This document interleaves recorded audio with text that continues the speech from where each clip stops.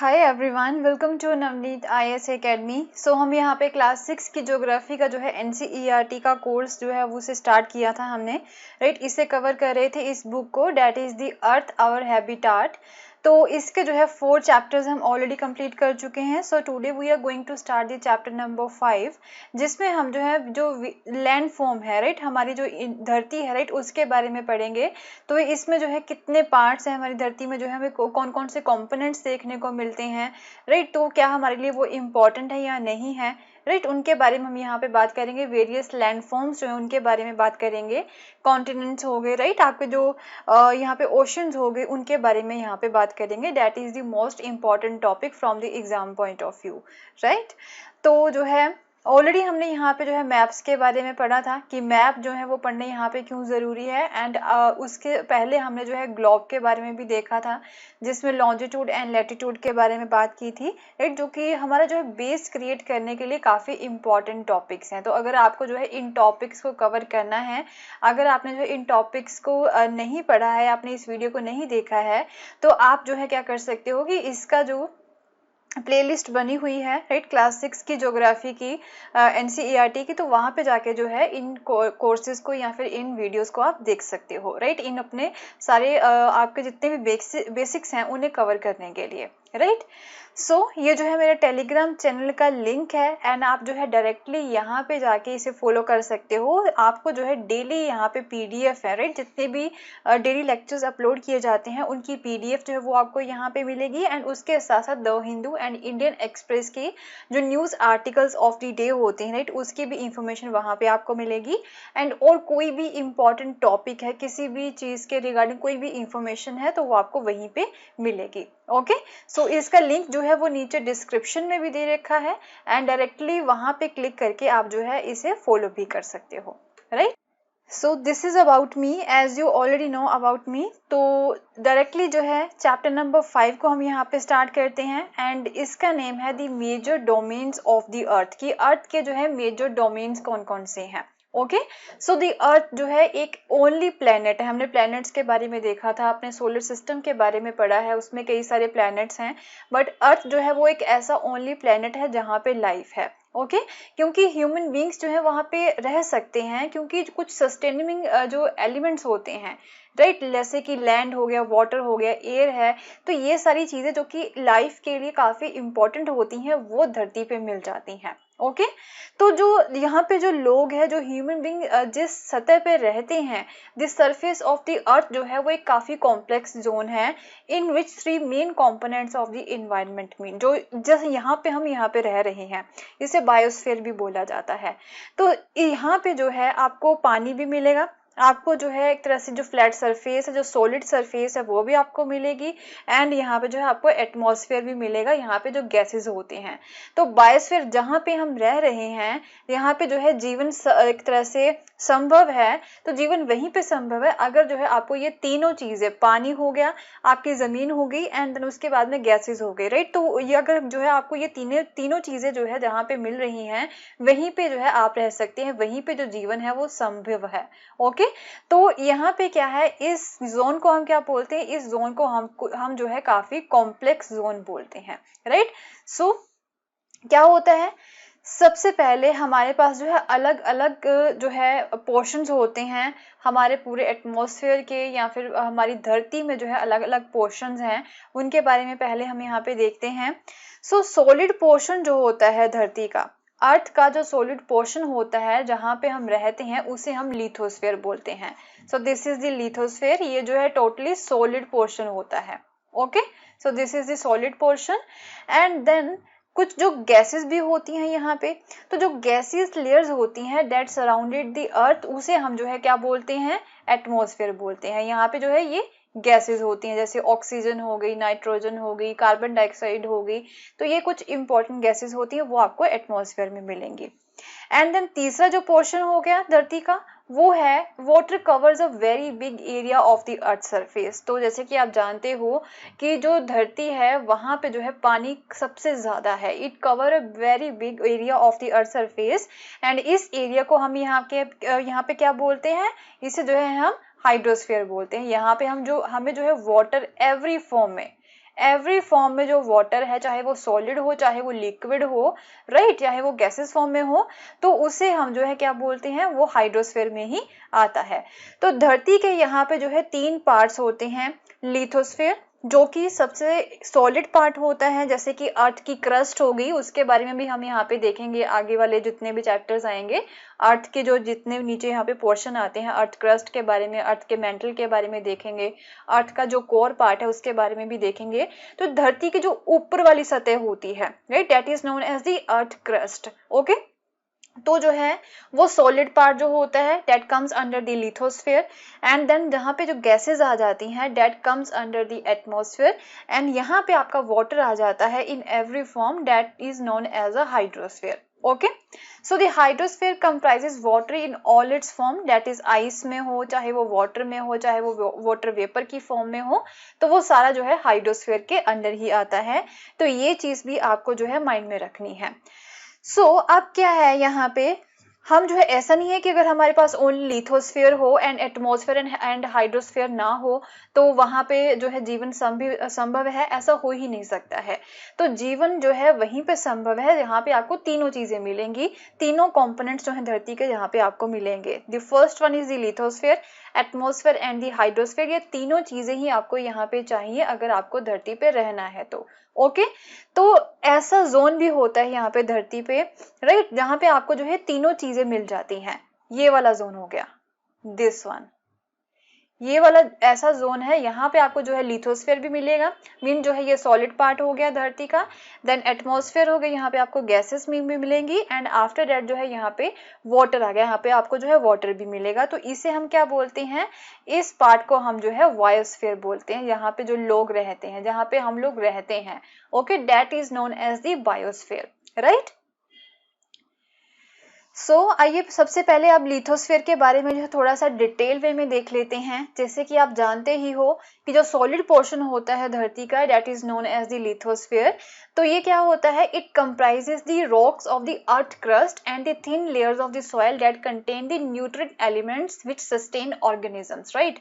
तो earth crust जो होता है धरती का सबसे ऊपर वाला पार्ट होता है, ऐसे होती है ना हमारी धरती, राइट। तो धरती का ये वाला जो ऊपर वाला पार्ट होता है, सपोज ये आ गया आपका ऊपर वाला पार्ट, ये हो गया आपका क्रस्ट।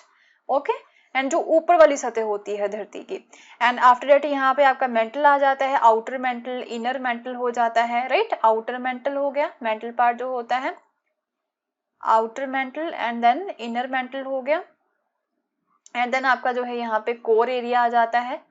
तो इस तरह से जो है हम धरती की सतह को जो है जैसे जैसे हम नीचे जाते हैं धरती के नीचे, तो इस तरह से हम जो है इसे डिवाइड करते हैं। बट यहाँ पे लिथोस्फीयर जो है सबसे ऊपर वाला पार्ट हो गया, यहाँ पे आपको जो है कुछ न्यूट्रिएंट एलिमेंट्स भी मिलेंगे, यहाँ पे ऑर्गेनिजम्स होते हैं। Okay, that comes under the lithosphere. So there are the two main divisions of the earth surface. तो अर्थ का जो सरफेस है, ये वाला जो अर्थ का क्रस्ट है, ये जो सरफेस है, इसे भी हम जो है दो पार्ट्स में डिवाइड करते हैं। अर्थ के सरफेस को जो है 2 पार्ट्स में जो डिवाइड किया जाता है। तो जो लार्ज लैंड मासेस होती हैं, ओके, जो यहाँ पे ओनली लैंड्स होती हैं, जो लार्ज लैंड मासेस होती हैं, उन्हें हम जो है क्या बोलते हैं, उन्हें हम कॉन्टिनेंट्स बोलते हैं। ओके, जैसे कि आपका एशिया हो गया, यूरेशिया हो गया, ऑस्ट्रेलिया हो गया, अफ्रीका हो गया, these are the continents. Okay, these are the large land masses, and उसके बाद में कुछ ह्यूज वाटर बॉडीज भी होती हैं। Okay, these are called the ocean basins. तो ये जो अर्थ का क्रस्ट है, जो अर्थ का क्रस्ट पार्ट है, या फिर हम बोल सकते हैं कि अर्थ का जो सरफेस है, उसे हम 2 पार्ट्स में डिवाइड कर सकते हैं। पहला है आपका कॉन्टिनेंट्स हो जाता है, जो कि लार्ज लैंड मासेस होती हैं, एंड दूसरा आपका हो गया यहाँ पे ocean basins, right. So all the oceans of the world are connected with the one another. तो ये भी चीज आपको यहाँ पे माइंड में रखनी है। यहाँ पे जो जैसे कि आपको बताती हूँ कि जो NCERTs हैं, राइट, उसे कवर करना काफी ज्यादा इम्पोर्टेंट है, क्योंकि अगर आपको जो है बेसिक्स को यहाँ पे क्लियर करना है, अगर आप बेसिक्स क्लियर करना चाहते हो अपने, तो आप जो है NCERT से ही कवर कर सकते हो। NCERTs में आपको जो है वो सारे फैक्ट्स मिल जाएंगे जो आपको किसी भी स्टैंडर्ड बुक्स में नहीं मिलेंगे। ओके, काफी जो है अच्छे से यहाँ पे हर एक चीज को जो है कवर किया हुआ उन्होंने। तो यूपीएससी जो है वो डायरेक्टली यहाँ से क्वेश्चन जो है वो उठाती है। राइट। तो हर एक चीज को आपको जो है यहाँ पे अच्छे से पढ़ना है। दैट इज वाई जो मैं आपके लिए कॉम्प्रिहेंसिव कोर्स यहाँ पे लेके आई हूँ। Mean each and every detail को हम यहाँ पे कवर करेंगे, राइट। सो जितने भी ओशियंस हैं यहाँ पे वर्ल्ड के, ये जो है आपस में इंटरकनेक्टेड हैं एंड इनके बीच में यहाँ पे जो है लैंड मासेस हैं। सो ये वाला पार्ट आप यहाँ पे देख सकते हो, दिस वन, ये वाला पार्ट हो गया। ये क्या होता है यहाँ पे, these are the land masses, okay. जैसे अर्थ क्रस्ट है, जैसे हमने आपको बताया था कि दो पार्ट्स में हम इसे डिवाइड कर सकते हैं, तो ये जो होगी आपके यहाँ पे वाटर बॉडीज हो गई, तो इन्हें हम जो है टू पार्ट्स में डिवाइड कर सकते हैं इस तरह से। तो अर्थ का क्रस्ट हो गया यहाँ पे। एंड लिथोस्फीयर की अगर हम यहाँ पे बात करें, तो लिथोस्फीयर में यहाँ पे क्रस्ट एंड जो क्रस्ट के नीचे जो मेंटल पार्ट होता है धरती का, राइट, अपर मोस्ट जो सॉलिड मेंटल पार्ट होता है, that also comes under the lithosphere. Mean जो ऊपर वाली दो लेयर्स होती हैं यहाँ पे धरती की, वो जो है मिलके लिथोस्फीयर बनाती हैं। यहाँ पे आपको जो है न्यूट्रिएंट्स मिलते हैं, ओके। सो अब जो है आपके लिए एक ये क्वेश्चन बनता है, जैसे कि हमने पढ़ा है कि जितने भी ओशंस हैं पूरे वर्ल्ड के, राइट, वो सारे कनेक्टेड हैं आपस में। तो अगर हम यहाँ पे लैंड मासेस की बात करें, क्या वो भी कनेक्टेड हैं आपस में, राइट? इसका आंसर जो है आप नीचे कमेंट बॉक्स में दोगे, ओके। तो जैसे पहले भी आपको बता ही चुकी हूँ लैंड मासेस कनेक्टेड हैं या नहीं है, राइट। सो अब जो लेवल होता है सी वाटर का जो लेवल होता है वो एवरीवेयर जो है वो सेम ही रहता है। ऑन दी अदर हैंड अगर हम लैंड की बात करें, तो एलिवेशन जो होता है लैंड का, it is measured from the level of the sea. Mean यहाँ पे सपोज ये लेवल है, यहाँ तक जो है ये ऊपर वाली सतह है सी की, तो यहीं से आपकी जो है लैंड वो स्टार्ट होगी, ओके। यहीं से आपकी जो लैंड है वो यहाँ पे स्टार्ट होगी, यहाँ तक जो आपका सी होता है, ओके। तो इस पार्ट को जो है 0 डिग्री बोला जाता है। जैसे जैसे हम जो है ऊपर जाते हैं, राइट, तो हम जो है इसे ऐसे कवर करते हैं। जैसे आपका सपोज यहाँ पे माउंटेन्स हैं, यहाँ पे आपके माउंटेन्स हो गए, okay.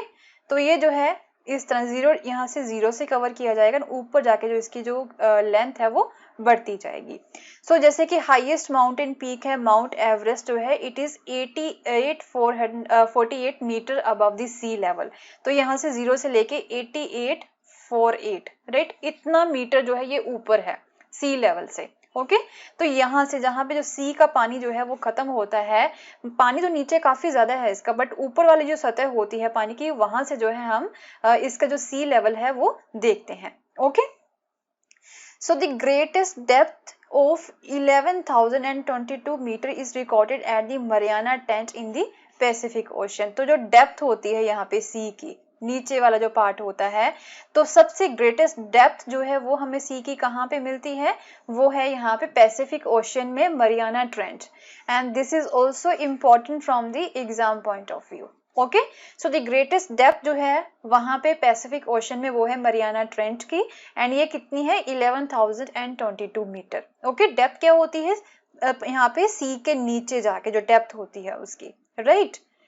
And above the sea level जो लैंड मासेस जो होती हैं, मीन जो लैंड होती है, एंड उसकी अगर ऊंचाई को, अगर किसी भी चीज की ऊंचाई को हमें यहाँ पे देखना है, तो वो जो है हम इस तरह से अबव द सी लेवल देखते हैं, राइट।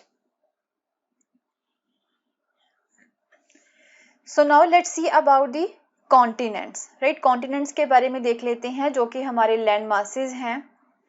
सो हमारे पास जो है टोटल 7 मेजर कॉन्टिनेंट्स हैं, and these are separated by the large water bodies, okay. तो यहाँ पे सपोज अलग अलग कॉन्टिनेंट्स हैं, तो उन्हें जो है आपस में जो है ये आपस में कनेक्टेड नहीं है। तो इसका आंसर आपको मिल गया जो क्वेश्चन मैंने पूछा था अपनी प्रीवियस स्लाइड में। तो ये जो वाटर बॉडीज हैं ये जो है इन कॉन्टिनेंट्स को डिवाइड करती हैं। तो कॉन्टिनेंट्स जो है ये जो लैंड मासेस हैं वो आपस में कनेक्टेड नहीं है, ओके। तो ये 7 मेजर कॉन्टिनेंट्स कौन कौन से हैं, Asia, Europe, Africa, north America, south America, Australia and the Antarctica. यहाँ पे आप देख सकते हो, number 1 north America, number 2 south America, third number is Africa, fourth number is Europe, fifth number is Asia, sixth number is Australia, and the seventh number is the Antarctica, sorry, okay. तो ये तो यहाँ पे आपको ice ही मिलेगी, यहाँ पे जो लाइफ है वो संभव नहीं है। तो ये क्योंकि नीचे है, साउथ पोल पे है, राइट जैसे कि आपको पता ही होगा यहाँ पे साउथ पोल पे एंड नॉर्थ पोल पे जो है आपको क्या होता है कि वहां पे सूरज की रोशनी जो है वो नहीं पड़ती है, वहां पे काफी ठंड होती है एंटार्क्टिका में। तो यहाँ पे जो है कोई भी एक परमानेंट ह्यूमन सेटलमेंट्स आपको एंटार्क्टिका में देखने को नहीं मिलेगी। हाउएवर ये जो बाकी वाले 6 आपके कॉन्टिनेंट्स है वहां पे आपको जो है ह्यूमन सेटलमेंट्स काफी बड़ी मात्रा में मिलेगी। ओके सो जो ग्रेटर पार्ट है यहाँ पे लैंड मासेस का, जो लैंड मासेस का जो ग्रेटर पार्ट है वो कहाँ पे है, it lies in the northern hemisphere. तो नॉर्दर्न हेमिस्फीयर आपका कौन सा हो गया, ये वाला, this one is the northern hemisphere. ये जो हो गया आपका इक्वेटर। ओके ये आपके यहाँ पे लैटिट्यूड्स की बात हो रही है, 0 डिग्री पे आपका जो है इक्वेटर हो गया। ओके एंड ये जो लैंड मासेस हैं, ये नॉर्थ अमेरिका का ये वाला पार्ट एंड यूरोप हो गया पूरा, एंड ऑलमोस्ट एशिया सारा जो है नॉर्दर्न हेमिस्फीयर में है। एंड आफ्टर अफ्रीका भी जो है हाफ वो यहाँ पे किस में है, वो भी यहाँ पे आपका नॉर्दर्न हेमिस्फीयर में ही आता है। तो जो लार्ज लैंड मासेस हैं, मोस्टली जो लैंड मासेस हैं वो नॉर्दर्न हेमिस्फीयर में ही लाई करती हैं। हाउएवर साउथ अफ्रीका का ये वाला पार्ट हो गया एंड अफ्रीका का, साउथ अमेरिका का सॉरी, एंड अफ्रीका का थोड़ा सा पार्ट एंड देन ऑस्ट्रेलिया का पार्ट हो गया। ये छोटे छोटे जो हमारे कॉन्टिनेंट्स है वो साउदर्न हेमिस्फीयर में आते हैं। राइट ये जो मोस्टली कॉन्टिनेंट्स हैं, कॉन्टिनेंट्स का जो मोस्टली पार्ट है या फिर हम लैंड मासेस की अगर बात करें तो वो नॉर्दर्न हेमिस्फीयर में ही लाए करते हैं। राइट तो कॉन्टिनेंट्स के बारे में देख लेते हैं। सबसे पहले है एशिया। एशिया जो है it is the largest continent. Size की बात करें तो ये हो गया आपका एशिया, ये जो है सबसे बड़ा कॉन्टिनेंट है साइज के अकॉर्डिंग। राइट सबसे बिगर कॉन्टिनेंट है, तो ये फैक्ट आपको जो है याद रखने हैं। So it covers about 1/3 of the total land area of the अर्थ। जो टोटल लैंड एरिया है उसका 1/3 पार्ट जो है वो एशिया कवर करता है। Okay so the continent lies in the eastern hemisphere. ये हो गया आपका इधर की तरफ, ये ईस्टर्न हेमिस्फीयर है and this one is the western hemisphere, जैसे कि आप जानते ही हो this one is the eastern hemisphere and ये हो गया आपका southern hemisphere and this one is the northern hemisphere. तो ये जो है मोस्टली आपका ईस्टर्न हेमिस्फीयर की तरफ ही जो है आपको देखने को मिलेगा। ओके सो जो ट्रॉपिक ऑफ कैंसर है, this line is also important. ये छोटे छोटे फैक्ट्स जो है वो काफी इंपॉर्टेंट है, प्रीलिम्स में क्वेश्चंस जो है यहीं से बार बार पूछे गए हैं इस टॉपिक से। Okay so the Tropic of Cancer passes through this continent. Tropic of Cancer जो है ये हो गया आपका ट्रॉपिक ऑफ कैंसर, वो जो है यहाँ से पास होता है। राइट एशिया से पास होता है, इस कॉन्टिनेंट से ये जो है ये पास होता है and Asia is separated from the Europe. अब यूरोप एंड एशिया जो है वो ऑलमोस्ट साथ साथ ही हैं, ये जो कॉन्टिनेंट्स हैं दोनों साथ साथ ही हैं, बट ये जो है सेपरेटेड कहाँ से हैं, इनके बीच में आपको एक माउंटेन रेंज मिलेगी। उन माउंटेन रेंज को हम जो है यूराल माउंटेन्स बोलते हैं वेस्ट की तरफ। ओके तो अब यूरोप एंड जो एशिया है वो किस तरह से सेपरेट हुए हैं, यूराल माउंटेन्स की वजह से। यहाँ पे ये हो गया आपका Asia, this one is the Europe and ये आपके हो गए यूराल माउंटेन्स। ओके तो इनकी वजह से जो है ये आपस में डिवाइडेड है। सो नेक्स्ट हो गया आपका यूरेशिया। तो अगर हम यूरोप एंड एशिया दोनों को कंबाइन कर दें, राइट यूरोप एंड एशिया अगर दोनों को हम यहाँ पे कंबाइन कर दें तो it becomes the Eurasia. And जो यूरोप है it is much smaller than the Asia. Europe जो है वो एशिया से काफी ज्यादा छोटा है एंड ये जो कॉन्टिनेंट है it lies to the west of the Asia. Asia के वेस्ट की तरफ, ये हो गया इसका वेस्टर्न पार्ट एशिया का, ये हो गया इसका northern part, southern part and this one is the eastern part of the Asia. तो ये जो वेस्टर्न पार्ट है यहाँ पे एशिया का, ये वहां पे लोकेटेड है, ये यूरोप है। ओके राइट एंड ये काफी छोटा है एशिया से। सो यहाँ से जो है कौन सा जो है लैटिट्यूड पास होता है, द आर्कटिक सर्कल जो है passes through it and it is bound by water bodies on the 3 sides.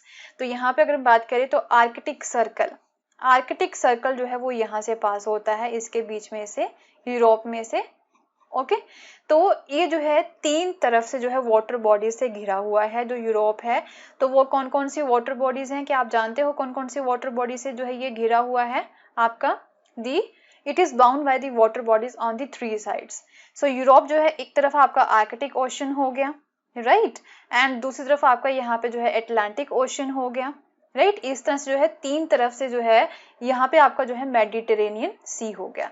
तो तीन तरफ से जो है ये वाटर बॉडी से घिरा हुआ है। यहाँ पे मेडिटेरेनियन सी हो गया, आर्कटिक ओशन हो गया एंड इधर आपका जो है यहाँ पे अटलांटिक ओशन भी आ जाता है, right. So next is the Africa. जो नेक्स्ट कॉन्टिनेंट है it is the Africa. Africa जो है जैसे कि हमने देखा था कि एशिया जो है वो साइज में सबसे बड़ा है एंड सेकंड नंबर पे आपका आ जाता है अफ्रीका। ओके, अफ्रीका जो है it is the second largest continent after Asia and जो इक्वेटर है, जो इक्वेटर लाइन है वो it runs almost through the middle of the continent. तो यहाँ पे जो है इसके मिडल से ये हो गया आपका इक्वेटर, ये जो है अफ्रीका है आपका, ये जो ग्रीन वाला है सारा, तो इसके मिडल से जो है ये लाइन यहाँ से गुजरती है।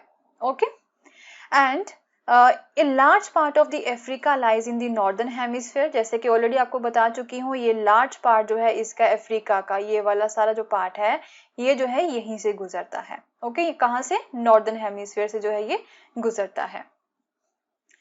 सो it is the only continent. तो ये भी जो है काफी इंपॉर्टेंट चीज है, ये क्वेश्चन पूछा भी गया है यूपीएससी प्रीलिम्स में, that it is the only continent. Africa जो है एक ओनली कॉन्टिनेंट है through which the Tropic of Cancer, the equator and the Tropic of Capricorn तीनों ही जो है यहाँ से पास होते हैं, राइट। तो ये भी चीज आपको माइंड में रखनी है दैट अफ्रीका जो है it is the only continent यहाँ से Tropic of Cancer, the equator and the Tropic of Capricorn तीनों ही पास होते हैं। ये देख लेते हैं, this one is the Tropic of Cancer, यहाँ से पास हो रहा है, इक्वेटर यहाँ से पास हो रहा है and then tropic of Capricorn, right. ये तीनों ही जो है लैटिट्यूड्स आके यहाँ से पास हो रही है, तीनों ही पैरेलल्स जो है वो अफ्रीका से पास होते हैं। ओके, एंड उसके बाद में जो वर्ल्ड फेमस सहारा डेजर्ट है, वर्ल्ड की लार्जेस्ट हॉट डेजर्ट है, it is also located in the Africa and the continent is bound on all sides by the oceans and the seas. तो ये जो है हर तरफ से आपको जो है ओशियंस एंड सीज जो है वो आपको देखने को मिलेंगे।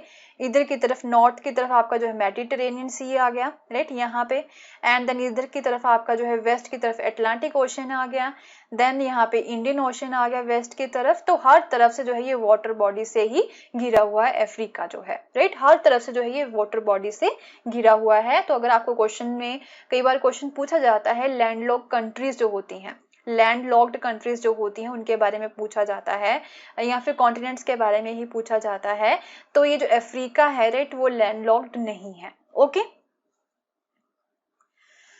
सो एक और चीज है यहाँ पे कि जो वर्ल्ड की सबसे लॉन्गेस्ट रिवर है, वर्ल्ड की सबसे लॉन्गेस्ट रिवर जो है जिसका नेम है Nile, it flows through the Africa. और ये भी जो है नील रिवर जो है it also flows through the Africa. तो ये जो है काफी इंपॉर्टेंट है आपके लिए एंड जीके के लिए भी काफी इंपॉर्टेंट है, किसी भी गवर्नमेंट एग्जाम के लिए जो ये चीजें काफी ज्यादा इंपॉर्टेंट है, राइट।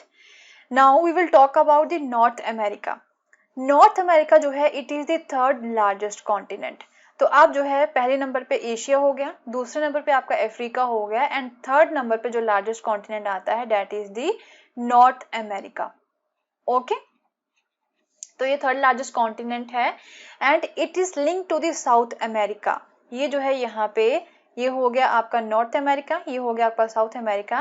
तो ये जो है एक छोटी सी यहाँ पे एक बॉडी है, एक लैंड की बॉडी है, उसके साथ जो है ये नॉर्थ अमेरिका जो है वो नॉर्थ साउथ जो है अमेरिका के साथ कनेक्टेड है। ओके, सो ये कौन सी बॉडी है? By a very narrow strip of land, इसे हम क्या बोलते हैं? Isthmus of the Panama.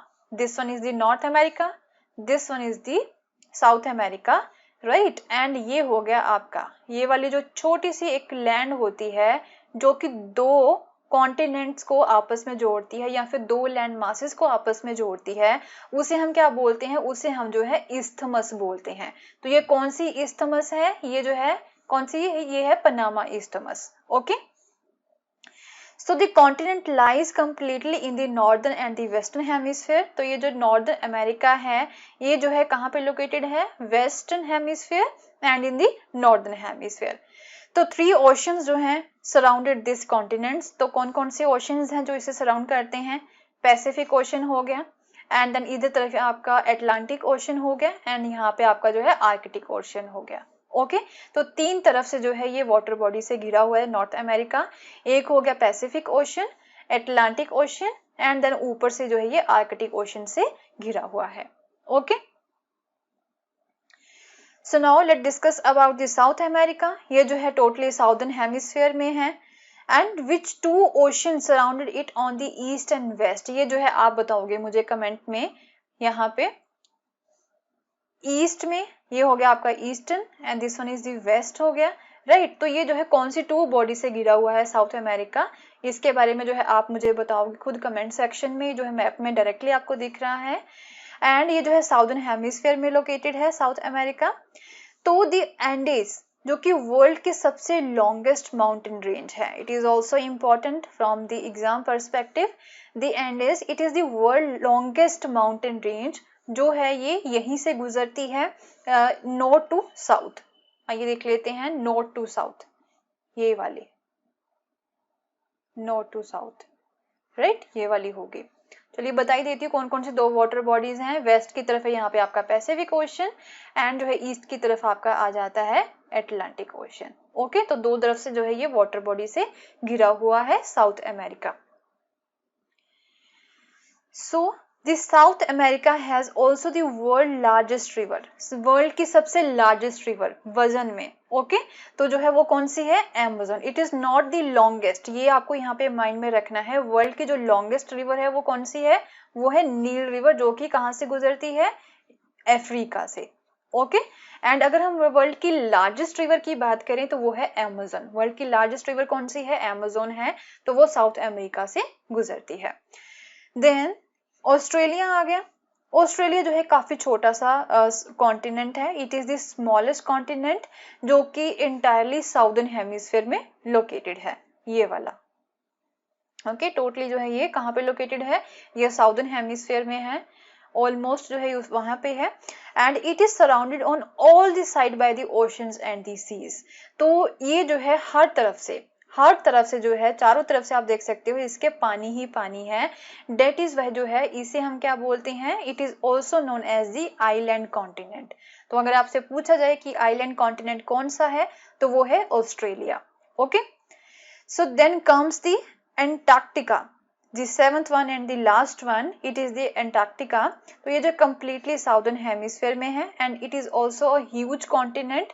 and जो साउथ पोल है it lies almost the center of this continent। ये जो है almost इसके सेंटर से, ये हो गया आपका साउथ पोल, राइट। ये यहाँ पे नॉर्थ पोल 0 डिग्री पे एंड ये हो गया आपका साउथ पोल, तो इसके बीच में से है। ये हो गया आपका, ये जो व्हाइट वाला आप देख रहे हो, ये वाला सारा ही जो है एंटार्क्टिका है। It is also the largest continent. तो जो साउथ पोल है वो इसके बीच में से गुजरता है। Okay, so as it is located in the south polar region, तो ये साउथ पोलर रीजन में है। It is permanently covered with the thick ice sheet. तो यहाँ पे जो है हमेशा ही जो है पूरे साल यहाँ पे आइस ही रहती है। तो that is why there is no permanent human settlements. So many countries जो है हाउएवर उन्होंने यहाँ पे रिसर्च स्टेशन यहाँ पे बनाए हुए हैं।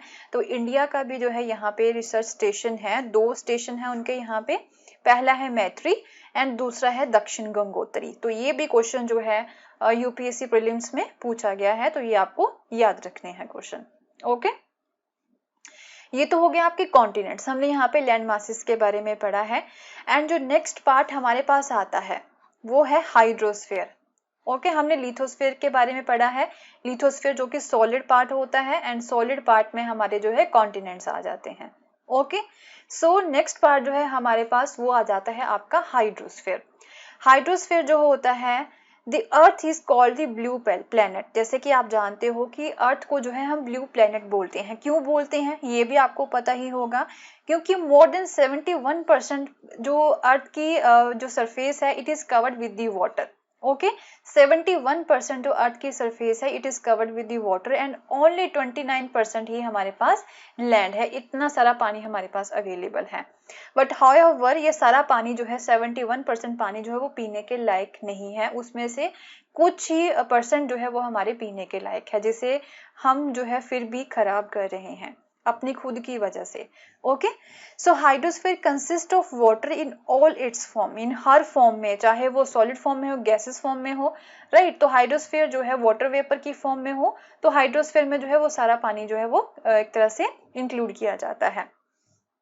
So running water in the oceans, rivers, in lakes, ice in the glaciers, underground water, the water vapour in the atmosphere, ये जो सारे जो है हाइड्रोस्फीयर में ही गिने जाते हैं। सो मोर देन जो जितना भी हमारे पास पानी है, राइट, धरती का जितना भी पानी है उसका 97% जो है वो ओशियंस में ही है, जो कि काफी सॉल्टी है एंड ये जो है ह्यूमन के यूज के लिए नहीं आ सकता है। एंड जो लार्ज प्रोपोर्शन है of the rest of the water is in the form of ice, and 97% में से हमारे पास 3% बचा, उसमें से भी जो है लार्ज पोर्शन जो है वो आइस की फॉर्म में है, वो भी ग्लेशियर्स की फॉर्म में है और अंडर द ग्राउंड है। एंड वेरी स्मॉल परसेंटेज जो है हम बोल सकते हैं अराउंड 1% और 1 to 2% के बीच में ही जो है पानी जो है वो हमारे पीने के लायक है। Okay, Hence, despite being a blue planet, however, हमारा जो planet है वो एक blue planet उसे बोला जाता है, but हमें जो है वहाँ पे shortage है पानी की फिर भी। ओके, तो अब हाइड्रोस्फीयर की बात कर रहे हैं, पानी की बात कर रहे हैं, तो ओशंस की भी बात कर लेते हैं यहाँ पे। ओके, तो ओशंस जो है these are the major part of the hydrosphere, and ये जो ओशंस है ये सारे इंटरकनेक्टेड हैं एंड ये जो है हमेशा मूव करते रहते, बहता रहता है पानी इसका। सो 3 चीफ मूवमेंट्स यहाँ पे ओशन में जो है 3 मूवमेंट्स हमेशा ही होती रहती हैं। पहली होती है वेव्स, लहरें बहती रहती हैं, टाइड्स जो है ऊंची जो पानी जाता है, राइट, एंड ओशन करंट्स जो होते हैं, ये 3 चीजें जो हैं 3 मूवमेंट्स यहाँ पे पानी की होती रहती हैं। पहला है वेव्स, दूसरा है टाइड्स एंड तीसरा है ओशन करंट्स। ओके, तो हमारे पास ओशंस अब कितने हैं, कॉन्टिनेंट्स हमारे पास 7 हैं एंड ओशंस की बात करें तो हमारे पास जो है 5 मेजर ओशंस हैं। ओके, पहला है Pacific, Atlantic ocean, the Indian ocean, the southern ocean and the Arctic ocean, and ये जो सारे इनके साइज के अकॉर्डिंग यहाँ पे इसे लिखा हुआ है। सो सबसे पहला जो पैसिफिक ओशन है ये सबसे लार्जेस्ट ओशन है, ये आप देख भी सकते हो, this one is your Pacific Ocean. Okay, so ये जो है आपका पैसिफिक ओशन है, ये सबसे लार्जेस्ट है, ये यहाँ पे भी है एंड इधर भी ये फैला हुआ है, ये सबसे लार्जेस्ट आपका ओशन है। Okay, and it spread over the 1/3 of the अर्थ, ये भी जो है 1/3 पार्ट में फैला हुआ है। सो मरियाना ट्रेंच, जिसके बारे में हम पहले भी पढ़ चुके हैं, जो कि डीपेस्ट पार्ट है हमारी धरती का, यहाँ पे डेप्थ में जो है काफी जो है वो नीचे है, मरियाना ट्रेंच जो है ये। Okay, it lies in the Pacific ocean, ये जो है पैसिफिक ओशन में ही लोकेटेड है। सो कितना था हमने पढ़ा था, अप्रोक्सीमेटली 11,000 मीटर जो है ये नीचे है। Okay, so the Pacific ocean जो है ये सर्कुलर है शेप में, ये भी आप देख सकते हो, ये जो है शेप में यहाँ पे एंड यहाँ पे, राइट, ये सर्कुलर है शेप में, तो ये शेप भी आपको याद रखनी है।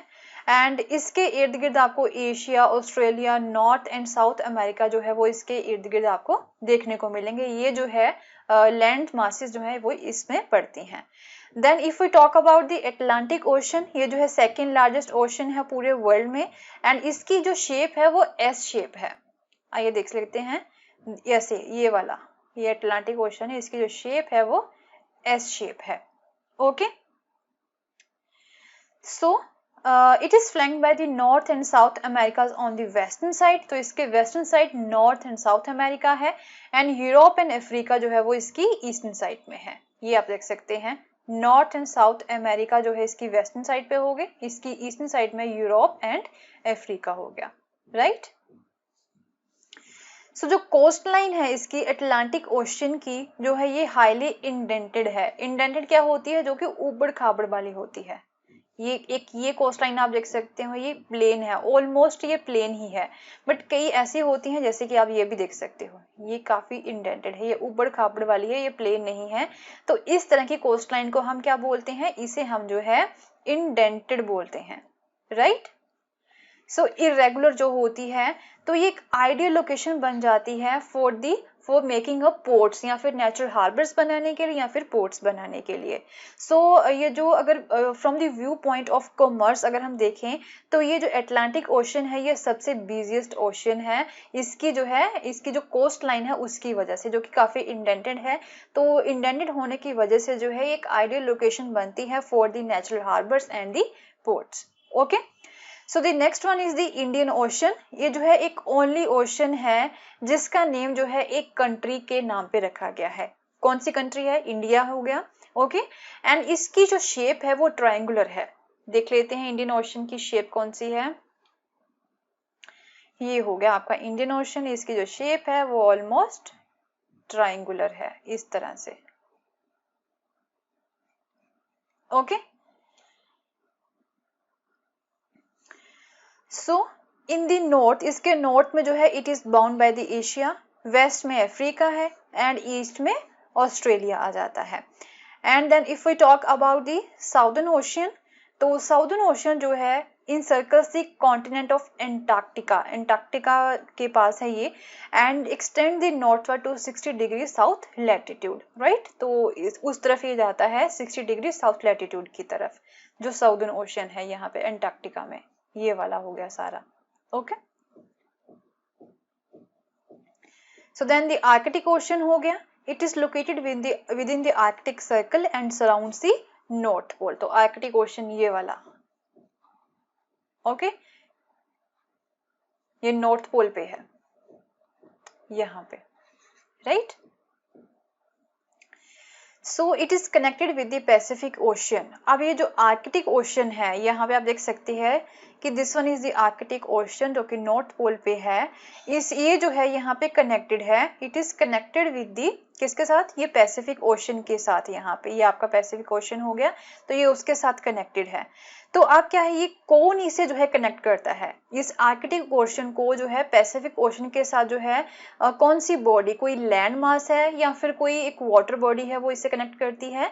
तो ये एक वाटर बॉडी है जिसे हम जो है बेरिंग स्ट्रेट बोलते हैं। ओके, तो स्ट्रेट जो होती है एक नैरो स्ट्रेच होती है शैलो वाटर की, जो कि दो वाटर बॉडीज को आपस में कनेक्ट करती है, उसे हम क्या बोलते हैं, उसे हम स्ट्रेट बोलते हैं। ओके, सो यहाँ पे आर्कटिक ओशन को जो है पैसिफिक ओशन के साथ कौन सी स्ट्रेट जो है वो कनेक्ट करती है, it is a Bering Strait, right. And it is bound by the northern coast of the North America and the Eurasia, right. So next जो थर्ड पार्ट आता है हमारी धरती का, वो बनता है एटमॉस्फेयर। एटमॉस्फेयर में जो है अब क्या होता है, गैसेस आ जाती हैं, हर फॉर्म में जो है जो गैसेस होती हैं। The earth is surrounded by a layer of gas called the atmosphere, right? जो अर्थ है यहाँ पे आपको गैसेस मिलेंगी, उस पार्ट को हम एटमॉस्फेयर बोलते हैं। तो ये जो थिन ब्लैंकेट होती है एयर की, इसका जो है काफी इंपॉर्टेंट एस्पेक्ट होता है। तो it provide us with the air, ये जो है हमें ऐसी एयर प्रोवाइड करवाते हैं जिससे हम जो है ब्रीथ कर सकते हैं। एंड ये वो एयर है जो हमें जो है एक तरह से हार्मफुल इफेक्ट्स होते हैं सन रेज के, उससे प्रोटेक्ट भी करती हैं। सो द एटमॉस्फेयर जो है it extends up to the height of about 1600 kilometre, right. तो ये जो है ऊपर तक अगर हम यहाँ पे बात करें तो यहाँ पे धरती से जो है ये 1600 किलोमीटर तक जो है ये फैला हुआ है एटमॉस्फेयर। जैसे ये आपकी धरती होगी एंड इसका जो ऊपर वाला पार्ट है, राइट, ये टोटल जो पार्ट है ये कहाँ तक फैला हुआ है, ये 1600 किलोमीटर तक जो है ये फैला हुआ है। सो इस एटमॉस्फेयर को भी हम जो है ये सारा किया है, ये सारा आपका जो है एटमॉस्फेयर है, राइट, ये एटमॉस्फेयर है। सो the atmosphere is divided into the 5 layers. तो आप जो है इस एटमॉस्फेयर को भी हम जो है 5 लेयर्स में डिवाइड कर सकते हैं, 1 2 3 4 एंड 5, राइट। 5 लेयर्स में हम डिवाइड कर सकते हैं।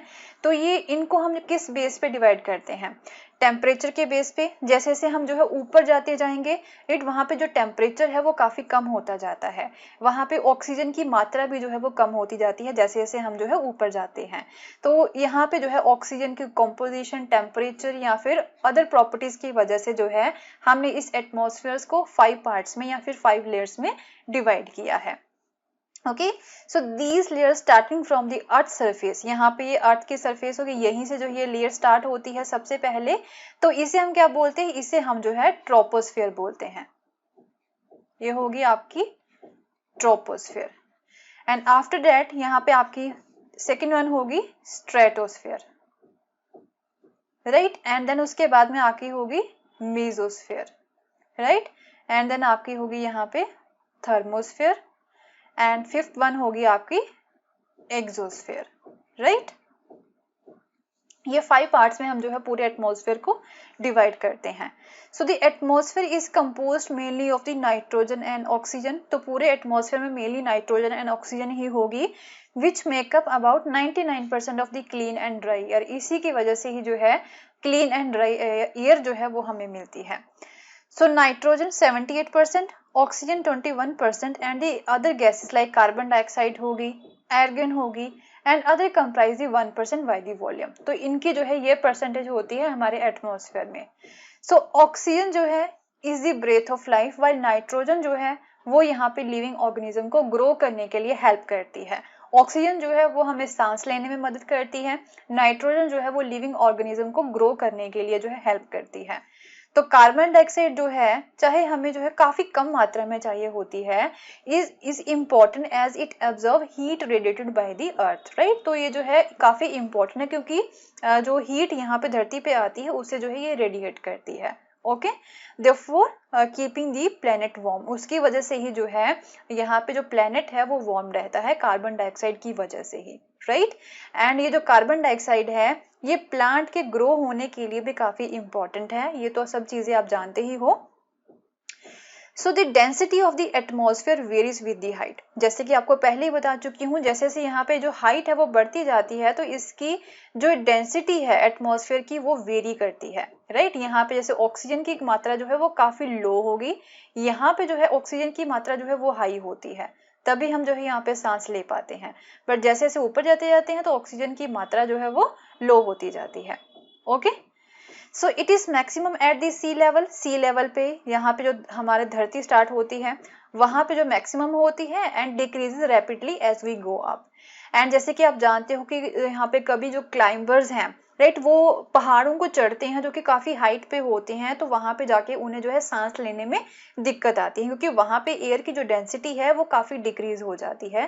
तो वो अपने साथ जो है ऑक्सीजन सिलेंडर्स को लेके जाते हैं सो डैट की हाई एल्टीट्यूड्स पे जाके जो है वो सांस ले सके। ओके, एंड अगर टेम्परेचर की बात करें तो जैसे जो टेम्परेचर है वो सी लेवल पे यहाँ पे जो है नॉर्मल होता है, एंड अगर हम ऊपर जाते जाते हैं तो वो और भी ज्यादा डिक्रीज होता जाता है। ओके, तो जो प्रेशर है the atmosphere exerts pressure on the earth, तो यहाँ पे धरती पे जो प्रेशर है वो भी इस एटमॉस्फेयर की वजह से ही बनता है।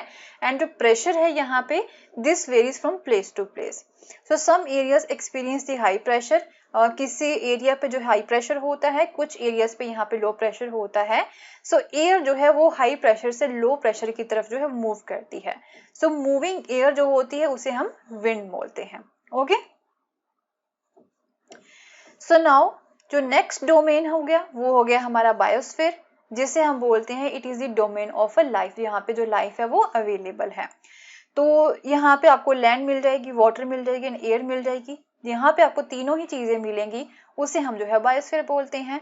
ओके, तो it is in this zone that life that is unique to this planet exist, right. तो ये जो ऐसा बायोस्फीयर है वो ओनली धरती पे ही मिलता है, यहाँ पे तीनों चीजें आपको मिलेंगी एंड ये ओनली हमारी धरती के ऊपर ही है, वो किसी और प्लेनेट के ऊपर आपको ये बायोस्फीयर नहीं मिलेगा। ओके, तो स्पेशल स्पीशीज हैं हमारे यहाँ पे ऑर्गेनिज्म की, तो माइक्रोब्स हैं, बैक्टीरिया है, एंड जो छोटे छोटे स्पीशीज से लेके छोटे छोटे ऑर्गेनिज्म से लेके बड़े बड़े मैमल्स भी हमारे पास अवेलेबल हैं। Okay, so all the living organisms, इसमें ह्यूमंस भी आ जाते हैं, वो एक दूसरे के साथ लिंक्ड हैं एंड जो है and to the biosphere for the survival. तो बायोस्फीयर के ऊपर भी वो डिपेंडेंट है एंड ये जो है एक दूसरे के ऊपर भी डिपेंडेंट है, ये जो लिविंग ऑर्गेनिजम्स हैं। ओके, तो यहाँ पे कुछ प्लांट किंगडम आ जाते हैं, फूल पौधे हो गए, दूसरा एनिमल किंगडम भी आ जाता है। पूरे बायोस्फीयर को हम जो है डिवाइड कर सकते हैं into the plant kingdom and the animal kingdom. So the three domains of the earth interact with each other and affect each other in some way or the other। तो ये जो 3 डोमेन्स हैं अर्थ के वो एक दूसरे के साथ इंटरेक्ट करते हैं बायोस्फीयर में आके एंड ये जो है एक दूसरे को अफेक्ट भी करते हैं, right. So for example cutting of the forest for fulfilling our needs of wood or clearing the land for agriculture may lead to fast removal of the soil from the slopes।